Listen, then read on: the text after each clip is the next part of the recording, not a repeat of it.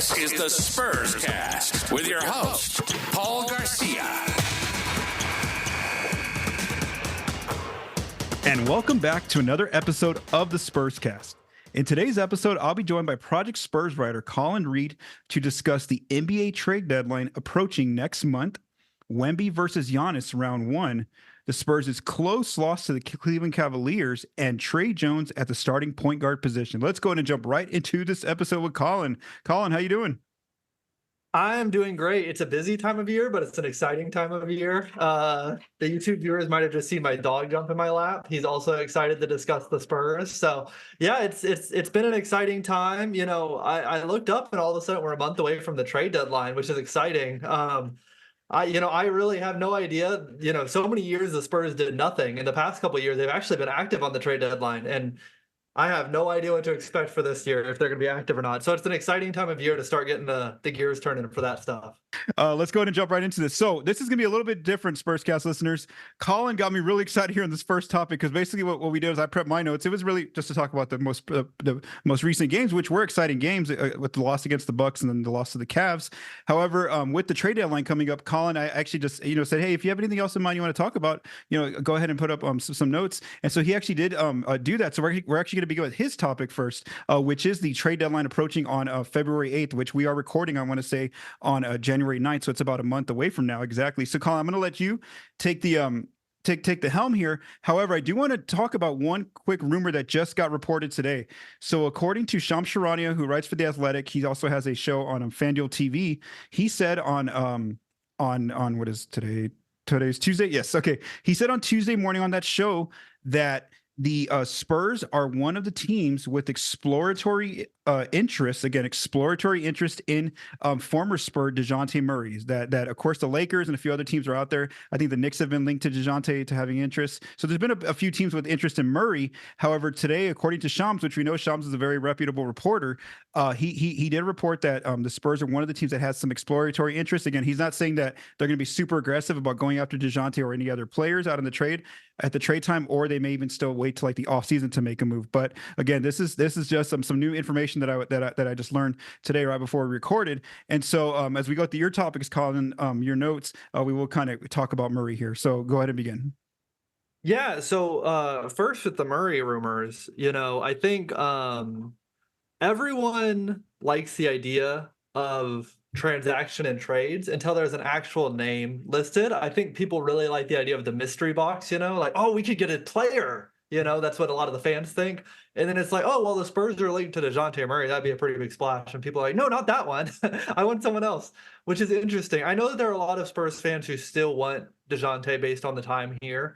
One of the things that I think is interesting is, I don't think him alone raises this to a contender or anything, but the last time he was on the team, the offense was really centered around his pick and roll with Jakob Poeltl, and that base of an offense was good enough to get them into the play-in. Mm-hmm. Like, he is a pick and roll ball handler, and I think one of the things that if the Spurs were to bring him on, what that would provide is 48 minutes of a solid pick and roll ball handler with him and Tre together, obviously not playing together, but like throughout the game, now you have 48 minutes of a good pick and roll ball handler. I think the other thing the Spurs have been needing is a perimeter defender, a player who can get over screens, a player who can cut off the drive, a player who can get to the line. He has these skills. Of course, he has his warts, and part of that is the reason why he's available after signing this huge extension.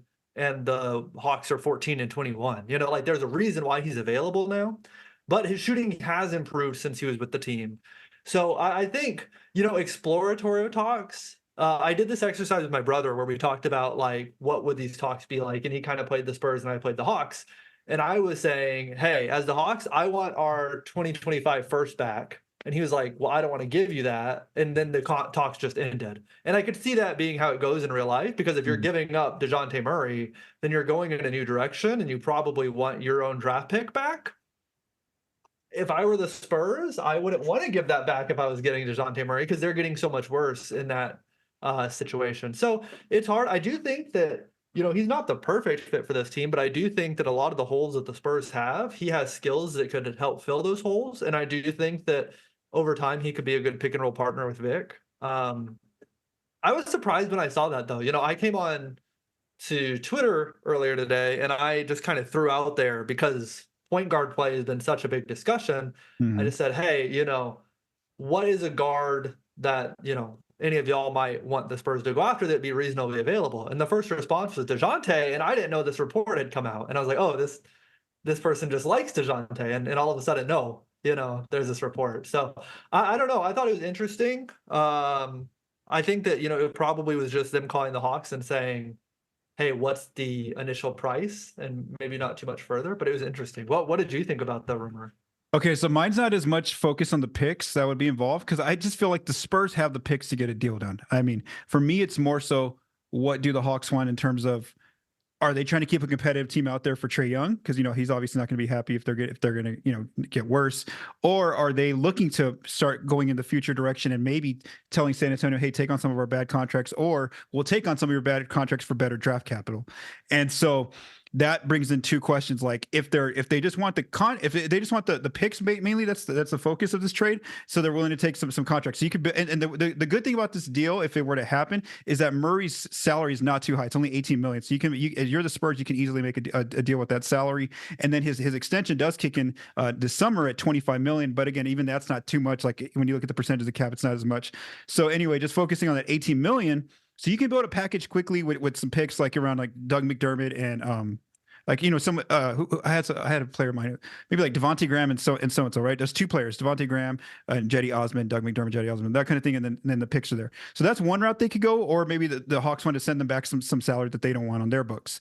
The other route though, where I think San Antonio kind of, and I want to ask you this, is what if they want to keep a competitive team out there right now in Atlanta and they want, which obviously the player that's going to come to mind is Keldon Johnson. He's a wing there, still on a really good contract. He signed an extension himself, and so his salary is at 20 million. So it almost lines up perfectly. And maybe you don't have to give up as much draft capital if you're San Antonio in that case. You win that battle, but again, you're probably having to lose Keldon. So what do you think about that if it came down to the Hawks wanting Keldon and the Spurs wanting Dejounte? I think the Spurs have kind of this log jam at wing of that size, with Malachi and Jetty and Keldon and Devin Vassell and Sohan, who, watching the Bucks game, of course, Giannis is otherworldly talent, but I think just from my eyes, Sohan is really well equipped to guard 1 through 3 right now, and sometimes bigger fours can still power through him pretty good. So you have all these guys that can guard like the 1 through the 3 position, and then you have Vic, who's like a generational rim protector already. And I think you don't have a lot of the in-between right now. And so I think you do have a little bit of a log jam of those players who are like smaller wing, big guard size defenders.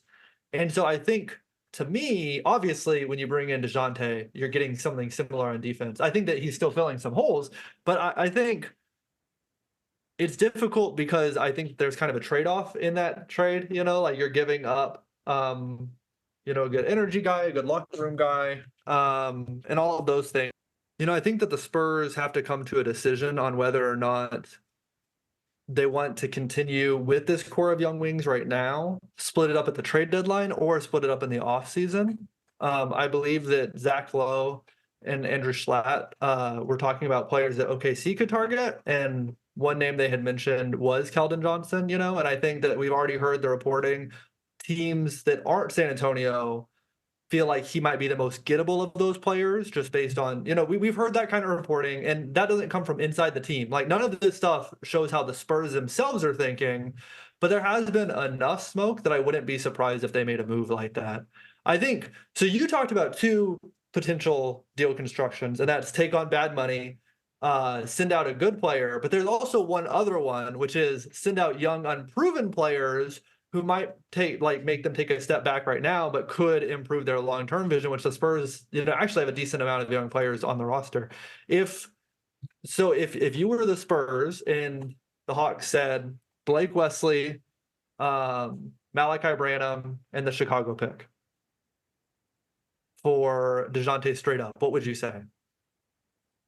Yeah, I think I got to look at the Chicago pick again, where it's expected to land. Wait, is that? It's not next year, right? It's 20. It's next year. It says next year. Mm-hmm. Yeah, I mean, I don't know what the Not 24, 25 you're talking about, right? 25, yeah. Yeah. Okay. So, isn't that supposed to be like a little bit of a better draft? I don't. Yeah. Oh, yeah. It's better than this one for sure. Definitely better. Yeah. So that's why, like, this coming draft, I'm not afraid to. So, trading these picks from San Antonio. It's the following year. Man, just because, again, Wesley's pretty much not part of this rotation at the moment. Branham, we don't know exactly where his trajectory is going to go. So I think maybe if you're San Antonio, you might look at doing something like that if you're able to hold on Keldon. But the reason why I think they're more willing to move Keldon is just because it almost seems like they haven't found a spot where he fits with this group. Just the fact that he got moved to the bench, which is he's been very productive. It gives him more opportunity, but also Pop was basically saying, we want Vassell and Wemby to basically be able to do more, should be more creative out there. And so obviously it showed that Keldon's usage was a little bit higher with them. So I don't know, man. I'd really think about that if I was the Spurs, but that potentially. But again, it's just an interesting trade. The more that I just kind of write it down on paper, just looking at a team for next year, again, if you were just to put Keldon and swap Murray, is you'd have Murray, Vassell. Probably still need a starting three. Whether you want to go through draft, you might have the number one pick again. You could, or actually no, if they get Murray, they would obviously probably be better in terms of they'd probably still be a bottom 10 team, but maybe not in that bottom three anymore. So if you want to continue with Sohan at the 4, and then you got Wemby at the 5, and then off the bench you have still a foundation there with Jones, Branham, and then Zach Collins, and then of course you have some depth there. Again, you're probably going to get the Raptors pick. So there's a lot of different avenues, and there's still some flexibility because, like, even if they wanted to trade these two upcoming, one of these two upcoming 2024 picks, that's still an option as well if they want to try to see what else is out there. So I want you to continue with your slides, and the reason why I think I'm a little bit more open to this idea of Murray returning as you go through your presentation here.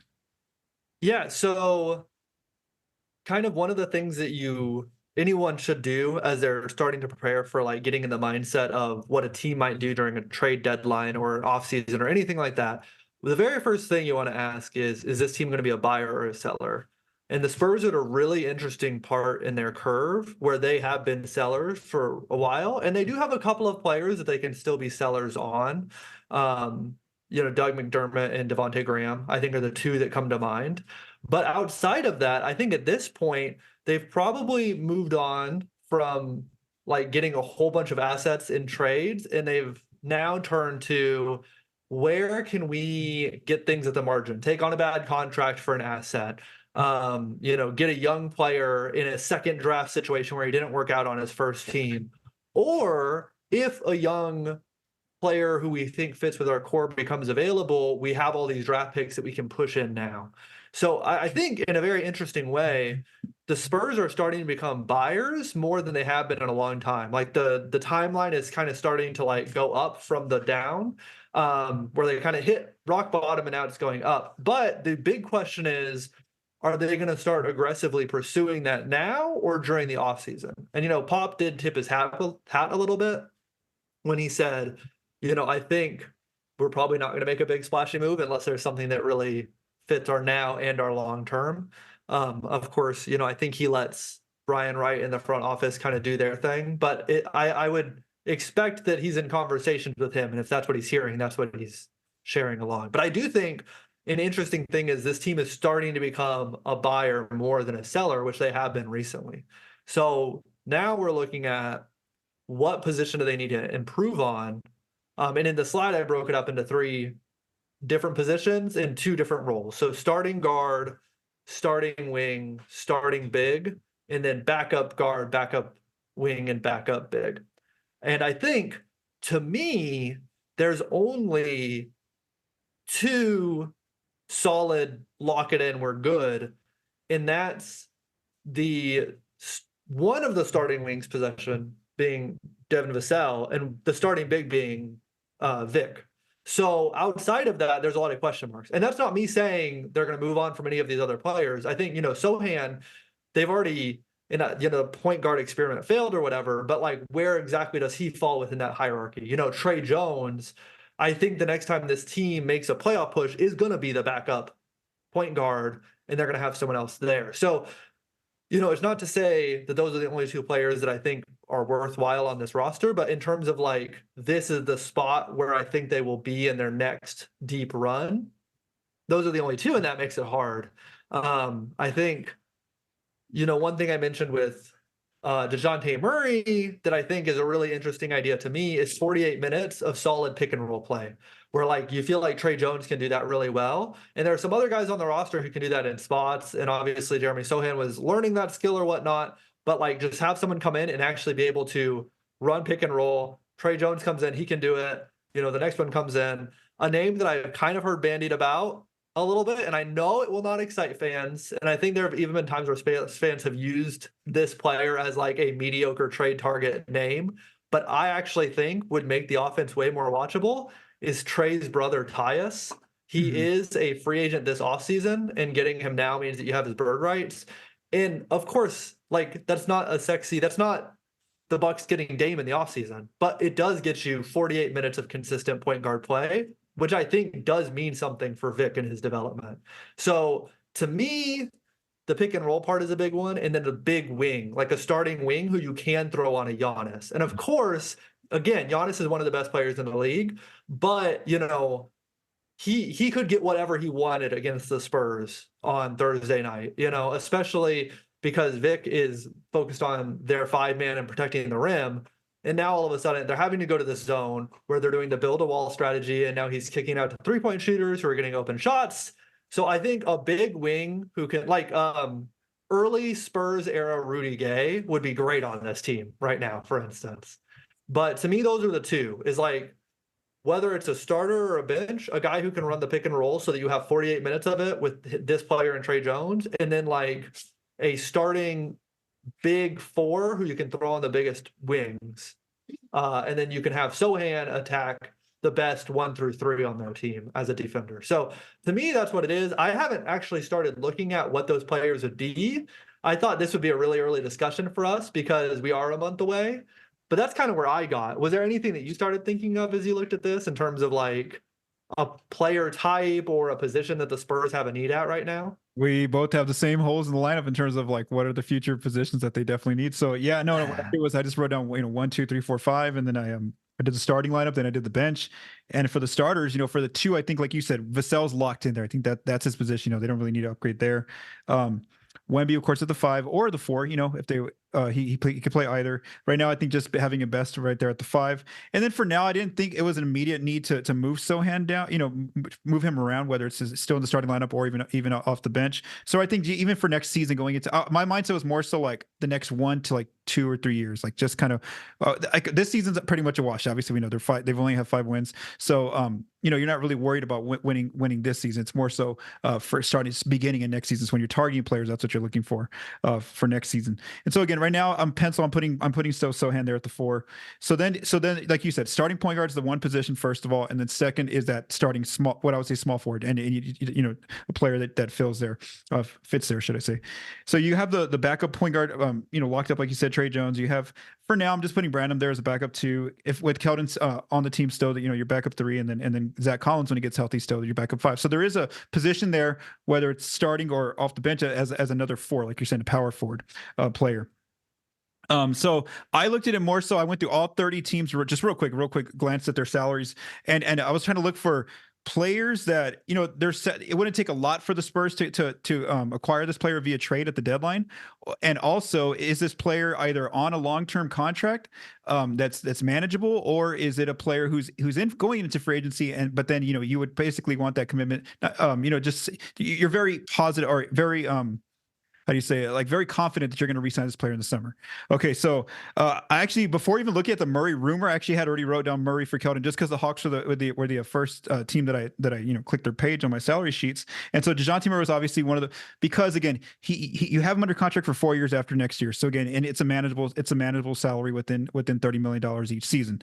So again, he's not, like you said, he's not going to, they're not going to go all the way to contender status, but they're going to, with the last team with Dejounte was a play-in team. Not only that, you have a better Vassell, you have Sohan, you have you have Wembanyama. So there's just a higher ceiling for that level of team with Murray. And then you have that steady productive point guard who what he's going to bring. He's familiar with the Spurs' system. So that he was one of the players in terms of that starting point guard role. That again, it's not a huge salary that you're giving up. It's not a lot of assets that you're giving up. So he would run the team for like the next 4 years, and that would be a good building block with Wemby. The other player I had, No, again, not really a marquee name. It's Dorian Finney-Smith of the Nets, more so just like as a stopgap for these next 2 years because he's under contract. Let's see, next year he's under contract this year. Next year he's under contract, and then he has a player option in 25-26. Again, his salary is about $13.9 million this year. Next year it's about 15.4 or 14.9. So again, more so just to be, like I said, just a good established 3-and-D wing. Again, he's not going to help out in the creativity, but he's going to be one of those lockdown defenders for you. We saw how good he was in Dallas. Obviously, he hasn't had the same type of seasons with Brooklyn. He is 30 years old, so that would mean that, again, you're getting for like those 2 years. Again, the Spurs aren't expected to go to be championship contenders by that time, but still, he's a more productive player. He has a defined role, so that's one of the moves I looked at in terms of starting wing.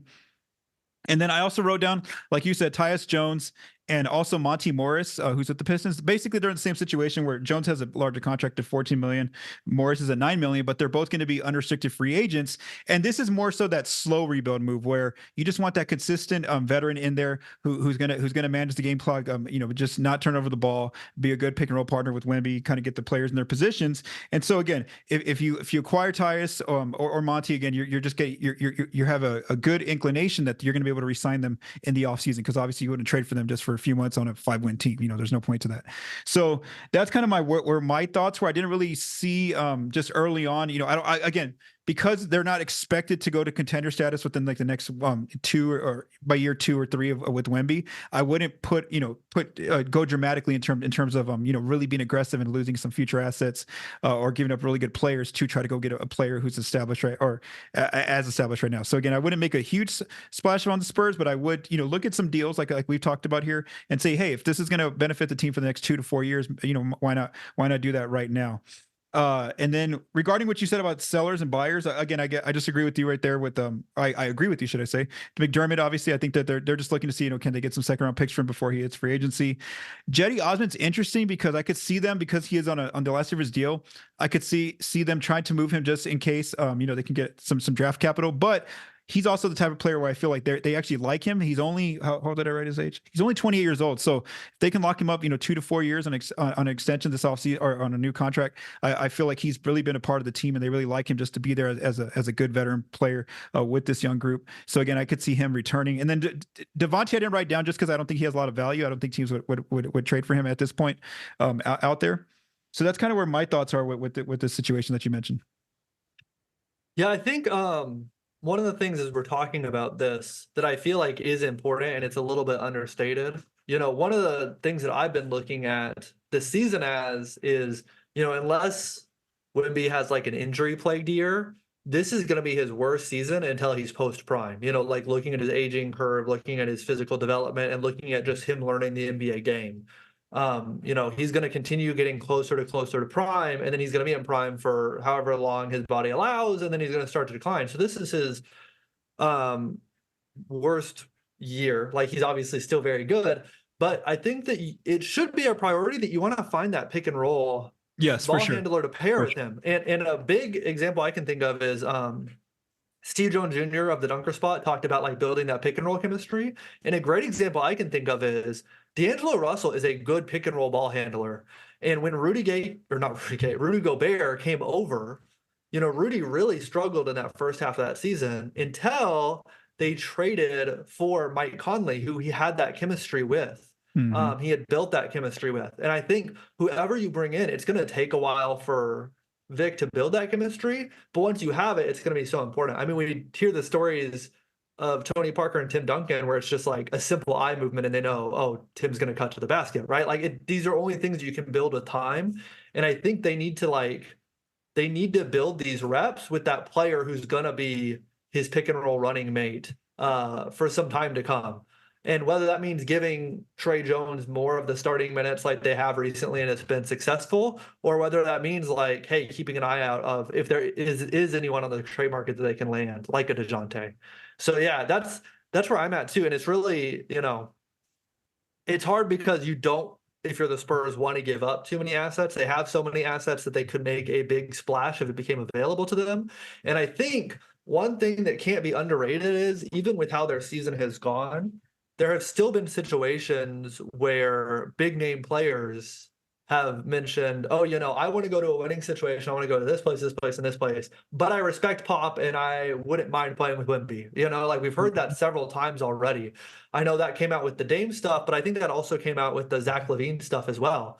And so regardless of what the record is right now, like NBA players understand, they all started in the same place and Wemby's only going to get better and better. And I think there are some players who see the appeal of growing with a player like that. So I think, it's hard because if you wait too long, then you miss your chance, but you don't want to give up assets and then miss the ability to make that big swing, because I actually think with Wemby here, there are big name players who would be willing to be a part of a rebuild like this. So that's been very tough for me, is the asset management. I think that's the biggest question that they have to deal with right now. They got so many assets that it's hard to walk the line, but they don't have like Thunder level assets where they can kind of just throw a couple around in a trade. So it's tough.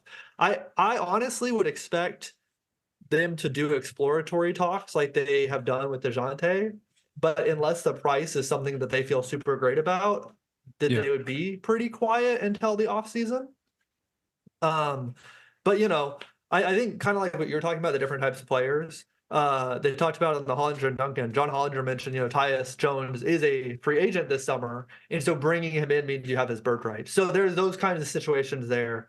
So yeah, to me, I would imagine it's going to be probably a pretty quiet trade deadline, except for maybe some fringe moves. But I think if they can bring in that player who could fill in the other pick and roll minutes next to Tre Jones on the lineup sheet, that could provide a lot of value going forward. Okay. We also got to mention too that they do have the, potentially the first pick in the draft and also the, potentially the 8th pick in the draft. But again, even like the guy we were talking about with Ben about a month ago, Isaiah Collier, I looked at ESPN's latest draft mock and he's like falling down to 8. So again, there's we've heard everybody's just been talking about how this isn't like a great draft. So I don't know if you really want to, you want to put too much into that you're going to find either that starting point guard or that starting wing out there. So again, the trade deadline is still about a month away, but it was just really interesting that, it was a really fun topic to talk about. Just Colin prepped the notes there. And I really, I actually switched it. We were supposed to talk about the games first. And then I was like, no, this is really fun. And then especially with the Dejounte rumor that just came out. So again, I'm with you, Colin, where I think that they will just kind of watch the deals that are out there. Again, they'll try to get some value for some of those veteran players. And if there's like some ability to take on some bad salary for draft picks, they'll do that. But again, I wouldn't think that, I don't think they would be super aggressive at going after a player like Dejounte unless like the deal they really feel is right. And they're not giving up too much. San Antonio. Yeah. That'll be too much. Go ahead. The other thing about drafting a point guard, whether it's Collier or Topic or whoever it is, even if they draft the best point guard in the class and this player turns out to be an all-star in their career, point guards are, as a rookie, if you're starting a rookie point guard, you are going to lose games. Like if we want to look at a MVP caliber prospect who came in, had a rough couple years, Kevin Durant, his first year, the Supersonics were bad. The second year, he took a big leap forward, but their starting point guard was Russell Westbrook, who became an MVP, but he was a rookie starting point guard, and they started 2 of 18. So I think that's also another thing that I want to convey to fans is like, I understand and I do like the idea of getting a rookie point guard who will eventually grow with the team. But if you do that, you are almost certainly signing up for another year of bad, which with Cooper Flagg in the 2025 draft, I don't know if that's the worst thing in the world, but I also know that that's not what fans want to hear right now. So it's just one of those things where like drafting a point guard sounds like a great idea, but just a heads up, you are signing up for another year of losing probably if you do that. Yeah, no, for sure. So we'll see what it's about a month away. We'll definitely revisit this before the trade deadline gets here. Now that every week on the Spurscast, I need to make sure I'm checking all the rumors pages or things like that, see what's going on. If the Spurs are in any type of trade rumors.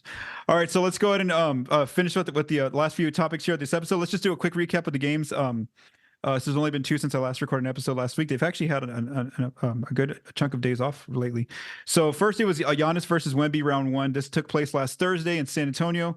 It was a close game throughout. The Bucks were on the second night of back-to-back. The Spurs barely lost this game by 4 points. Giannis had 44 points, 14 rebounds, 7 assists. And then Wemby counters him on a minutes restriction with 27 points, 9 rebounds, 5 blocks. Of course, we know one of his epic blocks was that one on Giannis trying to dunk the ball ball. I mean, you don't see that happen to Giannis every day, is a player actually blocking him. And so Wemby did that. Obviously, we know the Spurs ended up losing.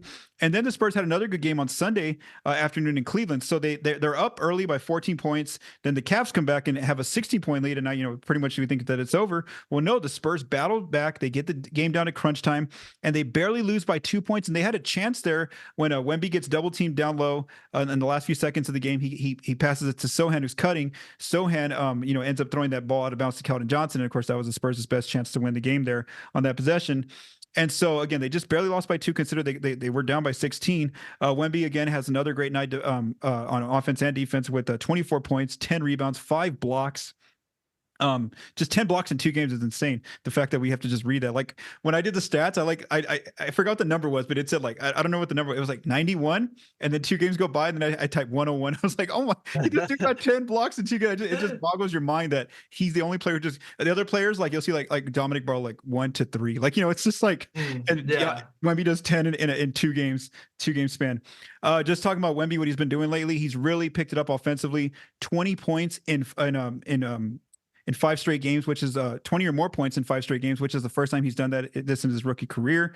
And then also 101 blocks in just 31 games. And we got to remember, this guy in the last like 5 or 6 games, he's been on a minutes restriction. He's not allowed to play in back-to-back. So just incredible numbers that he's putting up right now, especially defensively. And he's still on that minutes restriction. They haven't quite lifted it yet.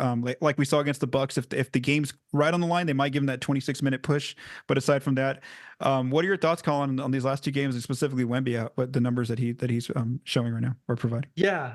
One thing that I really have liked recently has been the aggression that he has in this minutes limit. I feel like he's very mentally cognizant of, when I go out there, I have 25 minutes. And you can see, like, from the moment the ball tips, he is aggressive to get to his spot and get his shots, and he is like scoring well. And I think, a big question that a lot of people have had is, hey, Wemby came in, why are the Spurs worse than they were last season? And I think people are very much underrating the fact that he's coming in and he knows the level of hype around him. He knows what he can become. But he also is coming in with this level of, like, if you ever hear him talk, like, I want to learn from these guys. I want to be a part of the Spurs. Like, I want to be. And at the same time, these other players are trying to figure out how to play with Wemby too, while also still getting their own. And it's kind of this awkward, like, song and dance of, is it my turn? Is it your turn? What's going to, and just to see, it's almost like this minutes limit has forced him when he's out there to know, like, hey, you're only going to be out there for 25 minutes. So if you want yours, you got to get it now. And, like, to see that has been really impressive. I think one really interesting thing for me is we're at 35 games in now. And this is, I think, when a lot of us would have expected his production to start to decline because of the length of seasons over in Europe. He had a really good first 5 games, and then he was good for the next 30 or 25 or 20 or whatever. But the fact that he's really picked it up, even though this is normally the time in the year where a lot of rookies are like, hey, like, I'm not used to playing 82 games, and now we're hitting the 40 game mark and I'm not used to it. Like, the fact that the production is going up instead of down now is a really promising sign to me. And yeah, it's just, I think it made this season exciting, even when they were losing, to every night have, like, I remember one of our early podcasts when you just had, like, the play-by-play, and it was like, this is the like really amazing thing when we did this. And, he was obviously still playing really well, but, like, these past 2 games, and even before that, but especially those last 2, I feel like we're really starting to get back to, oh my gosh, did you see what Wemby just did? Which is, win or lose, I think that's kind of the best that any person who's watching, analyzing, or whatever the Spurs could hope for, is just that, like, level of excitement from him, because we know what the season is going to be. Yeah. But it's just been fun to see those moments come back where it's like, oh my gosh, did you just see what Wemby did? I had, family members saying, oh my gosh, I haven't watched the Spurs in however long, but, like, I saw the highlights of that game. How did he do that? And that's just, I'm glad that we're getting back to that, because that makes the season a whole lot more fun, regardless of what the record is. Yeah, well, that was the Bucks game was the one, right, where he throws off the glass and dunks it himself. Oh my God, yeah, man! And then just what was it? Even like the other day against the Cavs, just I'm just gonna run pick and roll with Tre Jones setting the screen. Tre Jones rolls under the rim, and he still finds Tre through traffic, and Tre finishes the layup. Just Yeah, and this is only year one again, and obviously, man, it's just gonna get he's only gonna get more dangerous. And then one of the things I like doing after the games is when I get the quotes from the visiting teams is I love to just because every reporter asks the same question at this point. They're like they'll ask the team that beat the Spurs, obviously, how did you beat the Spurs, blah blah blah. But then the second question is always, what did you think of Wemby? And then every player just has like just these. It's just really interesting to see the level of players. Like the other day, Donovan Mitchell saying he's going to be he's already a defensive monster already. Like it's just, and these are some like, high level players here, like, all stars, all NBA level players that are just giving these answers. And I think that's something to keep in mind. What you mentioned earlier about the trades is that like are signing as free agents down the road is that some of these players, they're going to keep in mind they're only seeing what rookie Wemby is. Imagine from year 3, year 4, what he's going to be like if they want to come, join him on Spurs. So again, that's one of the things I really like to seeing as well after the games is some of the quotes that from some of the other players in the league, their impressions on Wemby.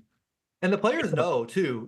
I think of actually Donovan Mitchell is a great case for that. And the other guy I think of is Devin Booker, who their rookie years, their teams weren't seeing a lot of success, but every time other players would come in, they'd be like, no, this guy is special. Even like, oh, Devin Booker, his true shooting is 40% or whatever. And people are like, oh, I don't know if he can, but like other players would come in and they're like, no, this guy is it. And now look, here we are 7-8 years later. And, the players know when they're playing against the guy who has that it factor. And I think, obviously he has accounting stats. The record isn't where people want it to be. But I think that the most telling thing of if he's on track or not is like a player like Giannis saying, like, we have never seen a guy like this before, and he's going to take over the league someday. Like those, these are the people who live that craft every day. They know like what they see when they see it. And so I think that's probably the most encouraging thing to like, yeah, he's still on track to where we thought he would be before the season started. Yeah, for sure. Totally agree there. All right. So the last topic, let's not spend too much time on it because we don't know if it's going to be an actual consistent lineup. So Tre Jones has started the last 2 games for the Spurs against the Bucks and the Cavs. And mainly that happened against the Bucks because Branham was coming off an injury. Malachi Branham had been the starting point guard. So let's just look at, and again, it's a 2-game sample size, so I don't want to spend a ton of time on here. So in 63 possessions with Jones at the point, and again, Vassell at the 2, Champagnie at the 3, Sohan at the 4, Wemby at the 5. The Spurs are a plus 10.9 points per 100 per cleaning the glass. When Branham was there in 90 possessions, it's that same lineup was a minus 14.7 points per 100. Again, very small sample sizes. Most of the Spurs' most used lineups have logged at least 180 possessions or more. So again, we're looking at a very tiny sample size here. Poppy hasn't even confirmed that Tre's going to be the starting point guard going forward. Again, this has just happened because Malachi was coming back from injury, so we don't know quite yet if this will be the lineup going forward. And then one thing we noticed is just their competitiveness. I mean, they barely lost to the Bucks by 4 points. They barely lost to the Cavs by 2. And just some very early numbers. Again, just 2 games. Tre's averaging 18 points per game with 5 assists to 2.5 turnovers.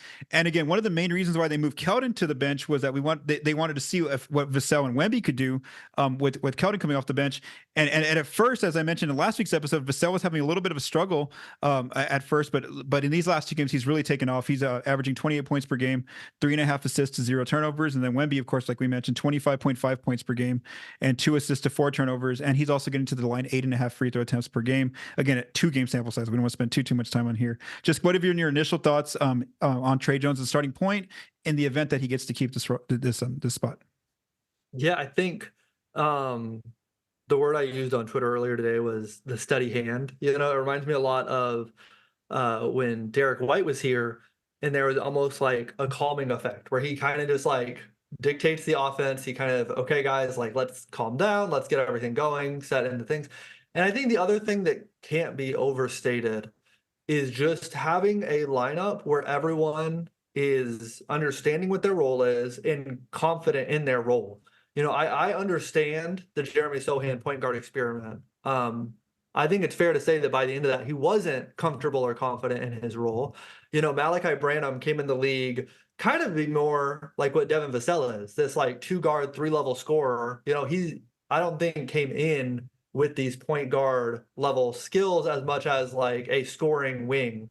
And so, that's not to say that either of those players are bad or that either of those players can't become an offense setter as time goes on. But I do think that there is just something about, you have 5 players out there who are all comfortable in what their role is, know what they're out there to do, and feel comfortable playing with each other. And I think that's what happens when you slot Tre Jones at point guard.